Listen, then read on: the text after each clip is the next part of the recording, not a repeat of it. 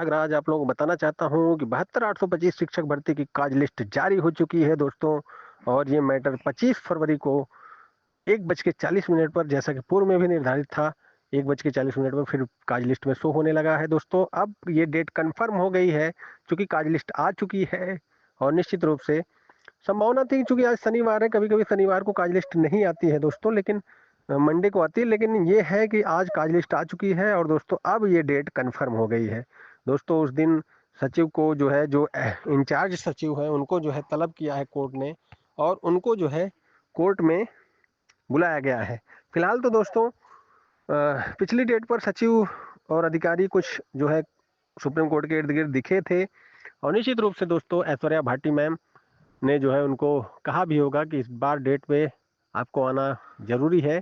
ये डेट बहुत अहम है दोस्तों। मैं आपको बताना चाहता हूँ कि इस डेट पर ही पता चल पाएगा कि सरकार के मूड में क्या है। अभी तक तो ऐश्वर्या भाटी मैम ने जो 6,170 पोस्ट वाली बात कही थी, वही चीजें कही थी फिलहाल। लेकिन अब अधिकारी जो है अपने फॉर्म में आएंगे और वो क्या करना चाहते हैं, क्या सोचना चाहते हैं, और जस्टिस क्या करना जस्टिस चाहते हैं, किस हद तक वो जो है अभ्यर्थियों के हित में वो जस्टिस लड़ सकते हैं, ये सारी चीजें 25 तारीख को कन्फर्म हो जाएंगी दोस्तों। मैं आप लोगों को बताना चाहता हूं कि इस डेट पर ही इस भर्ती का दिशा और दशा तय हो जाएगा।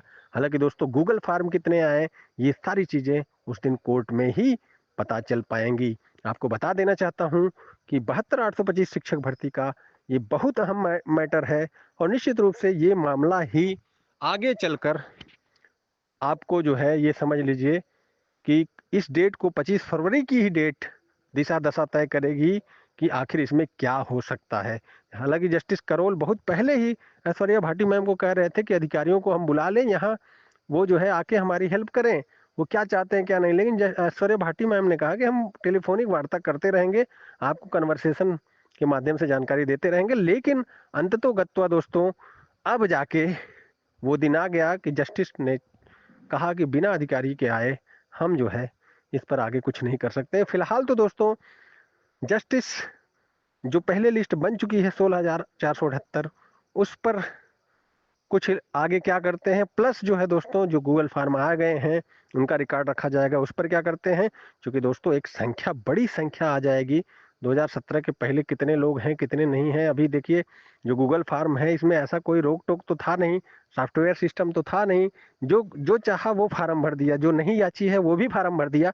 लेकिन दोस्तों जब बेसिक शिक्षा विभाग जब पोर्टल पे लेगा तो सॉफ्टवेयर सिस्टम होता है, जो याची रहेंगे उन्हीं का ही सबमिट होगा, वैलिड याचियों की सूची जारी किया जाएगा। दूसरी बात दोस्तों मैं आपको बताना चाहता हूं कि बहुत से लोगों का आईए नंबर वगैरह भी मिल नहीं रहा है। देखिए 26 अप्रैल की सुनवाई में बहुत से लोग, चूंकि आर्डर में ये आ गया था, आप आर्डर पढ़ सकते हैं कि आईए नॉट एंटरटेन, तो जो बाद में जुड़े थे दोस्तों उनका आईए नंबर भी बहुत से लोगों का नहीं मिला है। लेकिन दोस्तों अगर आप पता लगाएंगे तो सुप्रीम कोर्ट में चूंकि जो फाइल हुई होती है उसका कुछ तो डायरी नंबर या कुछ ना कुछ वहाँ सेक्शन से मिल जाएगा। उसके लिए आप अपना प्रयास कर लीजिए। और दोस्तों मैं आपको बताना चाहता हूँ कि 25 फरवरी का दिन बीएड टीटी 2011 के लिए एक ऐसा दिन होगा, दिशा और दशा तय कर सकता है। हो सकता है संख्या ज़्यादा होने पर यहाँ ये भी प्रपोजल हो जाए कि इन लोगों को रोजगार की व्यवस्था करिए, भले 20,000 की व्यवस्था करिए, 30,000 महीने की व्यवस्था करिए, ये भी हो सकता है। लेकिन दोस्तों चूंकि 839 के लोग फुल वेतन पा रहे हैं, जो 1100 के याची, तो निश्चित रूप से अगर ऐसा होगा तो कल जाकर 839 भी चैलेंज हो जाएंगे। देखिए 839 को भी जस्टिस दीपक मिश्रा ने तदर्थ शिक्षक के रूप में ही उस समय जो है उन्होंने कहा था कि इनको तदर्थ के रूप में रखिए। लेकिन दोस्तों ये सचिव की गलती थी कि उन्होंने उनको जो है परमानेंट, एक तरह परमानेंट जो है वो कर दिया, पूरा फुल वेतन देने लगे। तो दोस्तों निश्चित रूप से ये जान लीजिए कि 839 को चूंकि फुल वेतन मिल रहा है, तो और लोगों को क्यों नहीं। 839 में जो 82 नंबर वालों को दिया गया है, यही वजह है कि आज जस्टिस कह रहे हैं कि आप इनके रोजगार की व्यवस्था करिए। ये पहले भी बिफोर द कोर्ट थे, इनकी क्या फॉल्ट है, ये जो है आप उससे कम नंबर वालों को दिए भी हैं। तो ये सारी चीजें कहीं ना कहीं दोस्तों 839 से एक आधार बनेगा। फिलहाल तो दोस्तों जैसी सूचनाएं रहेंगी मैं आपको देता रहूंगा एकदम सटीक सही विश्लेषण के साथ। इस चैनल को आप लोग सब्सक्राइब कर लीजिए, ज्यादा से ज्यादा लोगों को शेयर करिए, आपके मित्रों को सही जानकारी मिले। यूट्यूब पर आप भटकते होंगे, बहुत से लोग बहुत प्रकार की बातें करते हैं, लेकिन सबसे सही सूचना, सबसे सटीक विश्लेषण आपको इस चैनल पर मिलता है। और इस चैनल को आप सब्सक्राइब करके और भी दोस्तों को सब्सक्राइब करवाइए ताकि आपको सही सही सूचनाएं मिल सकें। आपको बताना चाहता हूं दोस्तों, ये BET 2011 जो है के मैटर में हो सकता है सचिव लोग कहें कि जो है हमारी आगे प्रस्तावित है भर्ती। जैसा कि 23 तारीख को दोस्तों एक मैटर लगा हुआ है शिक्षा मित्र जो नई भर्ती के लिए, जैसा कि 69,000 वाले में सरकार ने एफिडेविट दिया था कि शिक्षा मित्रों को एक और अवसर हम दे सकते हैं 51,112 पोस्ट पर। वो मैटर पे भी अगर सुनवाई होती है और नोटिस होता है तो सरकार एक बहाने भी बना सकती है वहां पे सचिव कि हमको एक नई भर्ती भी देना है, इतने पद हमारे पास नहीं ये सारी। लेकिन 6,170 पोस्ट तो इसमें खाली ही है। आज की डेट में दोस्तों अगर जस्टिस ने हर जिले की 72,825 की पूरी डिटेल मंगा दी तो दोस्तों 50,000 भी लोग नहीं होंगे। बहुत से लोग 2 महीने नौकरी करके 72,000 में चले गए, जो है वहाँ क्या नाम है 29,000 में चले गए। टीजीटी पीजीटी की एक बड़ी भर्ती 2021 में आई थी उसमें चले गए। आज की डेट में अगर जज को ये पावर है चाहे तो वो पूरा मंगा ले कि आज की डेट में 72,825 के जो चयनित हैं उसमें वर्किंग कितने हैं। और निश्चित रूप से दोस्तों मुझे लगता है कि 50,000 भी लोग नहीं होंगे। और निश्चित रूप से दोस्तों अगर ऐसी कंडीशन आई तो जस्टिस को ये पावर है, वो मंगा सकते हैं कि आप आज की डेट में हर जिले में 72,825 में कितने लोगों को नियुक्त है जो अभी ड्यूटी कर रहे हैं, वो चीजें पता चल सकती हैं। बहुत सारी चीजें हैं दोस्तों लीगल रूप से। जस्टिस चाहे तो सुप्रीम कोर्ट सुप्रीम होता है दोस्तों। धरती पर यदि कोई भगवान है तो हमारा न्यायालय सुप्रीम कोर्ट है, उसको अथाह पावर है। वो नियम कायदों से बियॉन्ड जाके 142 की पावर लगा सकता है। आर्टिकल 142 आप गूगल पे सर्च करिए, संविधान में उसको ऐसा पावर दिया गया है कि पूर्ण न्याय के लिए इस शक्ति का प्रयोग करते हुए सुप्रीम कोर्ट कुछ भी कर सकता है। और उसको भारत संघ के आने वाले समस्त राज्य सरकारें, केंद्र सरकार, नगर निगम, नगर पंचायत, ग्राम पंचायत की सरकारें, मतलब सबको वो चीजें माननी ही पड़ेगी। हमारा कहना यह है मानना ही पड़ेगा। 142 अगर उसने लगा दिया तो आपको वो चीज मानना ही पड़ेगा। आपको कोई भी नियम कायदे काम नहीं करेंगे कि वैकेंसी है कि नहीं है, कि कितने हैं कि कितने नहीं है। तो दोस्तों इसीलिए तो जस्टिस कह रहे हैं इट इज वेरी सिंपल।